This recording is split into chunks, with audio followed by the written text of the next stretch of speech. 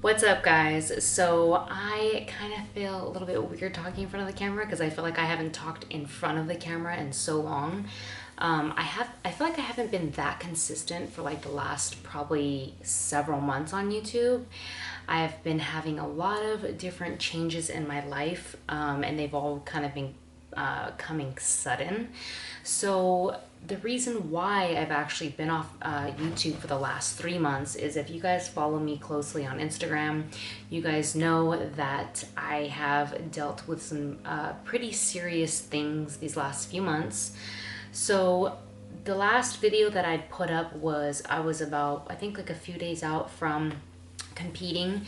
Me and Chris decided to do a natural bodybuilding show because Chris is in the natural bodybuilding federation and I'm in the IFBB, which is a non-tested federation for competing. So Chris wanted to do a show, and I normally prep anywhere from 12 to 16 weeks. My ideal time to prep for a show is about 16 weeks, so it's 4 months, but we decided to prep for a show in like 4 weeks, which was pretty crazy. I lost like almost around like, I think it was like 8 to 10 pounds. So that was really aggressive for me, and I definitely don't recommend doing that.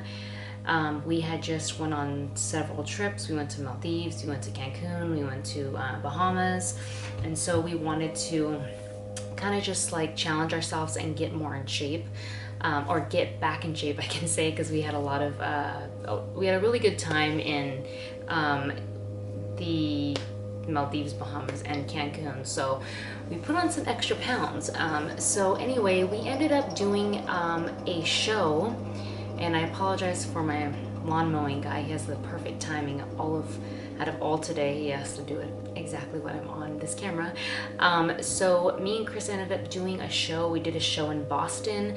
I actually placed 4th. The girl that had won was extremely shredded. She almost looked figure, so you just never know with shows. That was more of a fun show for me too. I just wanted to kind of, like I said, lose some weight, get back in shape, and kind of put my foot in the door with the Natural Federation and see how it went. So I got 4th.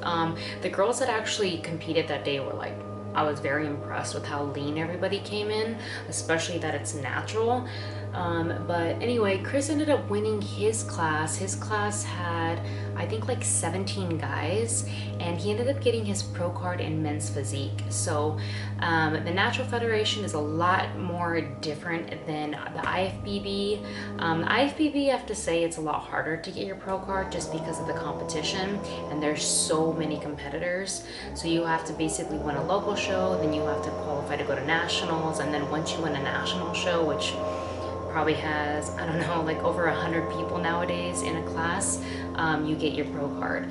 So for the Natural Federation, you win your class at a local show and you win your pro card.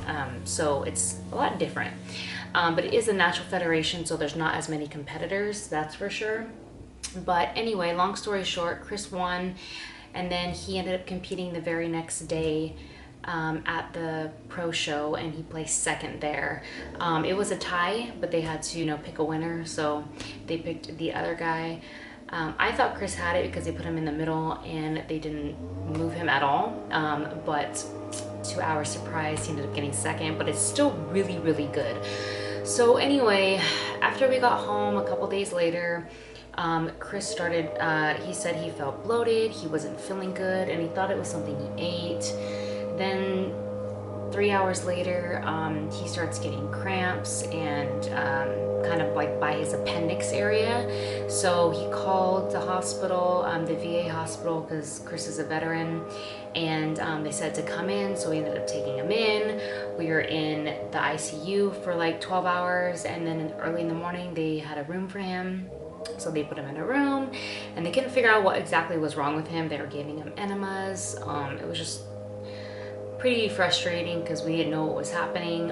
By the next day in the early evening, they decided to go in and take out his appendix.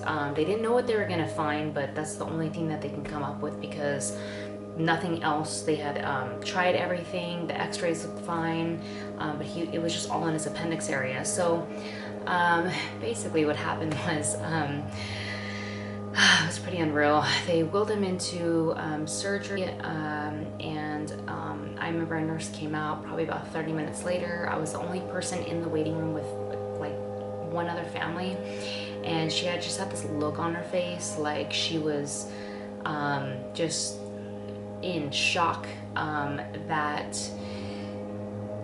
she just said that they found something else. She couldn't really tell me. She said that the doctors couldn't tell me exactly what it was, but that's all she could tell me. And so you guys can imagine how I was feeling.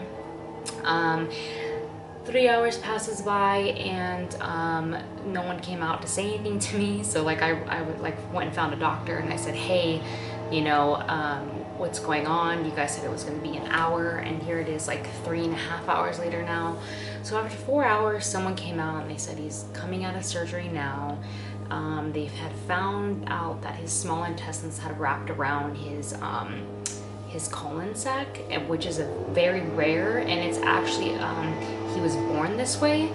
So it's a very rare thing. It's something that the doctor had never seen or had never even heard about. There was a team of doctors. So we were in the ICU for about 6 days. Chris couldn't eat nothing. He couldn't even walk after the surgery. They ended up opening him up from his belly button down. So it was pretty aggressive. We ended up coming home. Thank God everything was okay. We came home, and about 5 days after that, we ended up being in the ICU for about 6 days total. And then about 5 days after that, sorry, that guy's really loud. About 5 days after that, it's Thanksgiving, the day after Thanksgiving, and Lexi, my dog, I'll show you guys her. I don't know if I think I showed a couple clips of her, but I didn't really introduce her yet. So you guys know that my dog Charlie had gotten stolen from me about several months ago, and back in April of 2019. And so when I got her, like, it was a very happy thing for me, because like I was dealing with the loss of Charlie pretty bad. I was very sad. She was my 3-year-old Yorkie. She came with me everywhere. And so when I got Lexi, my party Yorkie, I was very happy. And so anyway, a day after Thanksgiving, mind you, Chris is still, you know, it's not even a week after he got out of the hospital. Lexi gets bit on the head by Chris's ex-wife's dog. So he came over here. He's a golden retriever. They had hung out like the week prior, because Jane, Chris's ex-wife, which we're actually friends with, she was watching her while we had went to Boston to compete. So they were fine, so I didn't think anything of it. Chris said, oh, let's bring Anakin over. It's their golden retriever.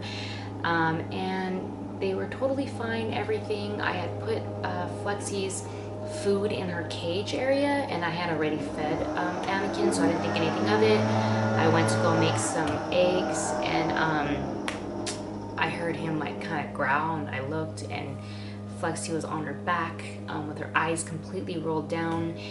And we rushed her to the hospital. She ended up being there for like 9 to 10 days, which was one of the most traumatic like experiences I've ever had, because it was like every day we had to go in there to see if we were gonna put her down or keep her alive, and the doctors were telling us to put her down the entire time. But like try to insert some pictures and some videos here so you guys can see, but I mean, every day we went in there, she was just fighting. She couldn't even walk, she couldn't eat, she was on a feeding tube. So that whole story, there's a lot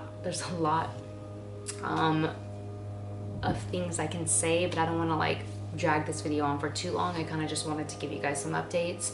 So she's been home now for 2 months. She's alive, and she's doing a lot better. She's not the same, but the doctors say that she's a miracle puppy. So mind you, we only had her for 2 months before this happened, so she was a 24/7 like care thing. I had to take care of her 24/7. We had to feed her constantly through tubes. Give her, she was on so many medications. Now she's off all her medications. She's eating on her own now, which is awesome. To an extent, she's eating on her own, but we still have to keep a very close eye on her. So yeah, so that's what has happened. A couple of really good positive things is obviously they're both still alive. They both, you know, could have easily not have made it. Chris's situation was very rare, and if they hadn't caught it, just a few hours before, they said like something could have ruptured. It could have been way worse. And the thing with Lexi is she literally shouldn't even be alive. Her whole her little skull, because she was only a pound and like 3 ounces at the time. Now she's 1.8 ounces, but her skull was it had a really good fracture in it. So the holidays were great. I got into the Christmas spirit. I ended up throwing my sister a really big surprise birthday party for her birthday, and then I had a big Christmas dinner here as well. And New Year's was kind of chill. Now it's in February. But I have been working really hard on my supplement line that is launching in the next few months, and then obviously my apparel line that I've been working so hard on these last few years is also going to be launched.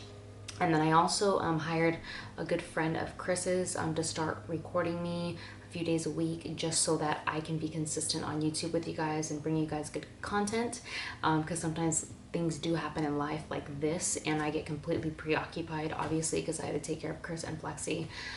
So that's why I've been gone for 3 months. But I thought you guys needed this video because I just don't want to jump into like the day in the life of what I'm doing when I've been completely gone. And these are pretty dramatic experiences that happened to me. But I can say that everybody's healthy and alive today, which I'm super grateful for. Once again, thank you guys so much for the patience and for the constant love and support that you've shown Chris and Lexi and me these last few months. They've been extremely hard. So if you've been one of the people that have been messaging me on Instagram and sending your prayers to Lexi, and continue to do so, I appreciate you guys so much, because a lot of this could not have happened without all the good vibes and everybody helping out with Lexi and her GoFundMe. So I appreciate you guys, and I will see you guys on the next vlog.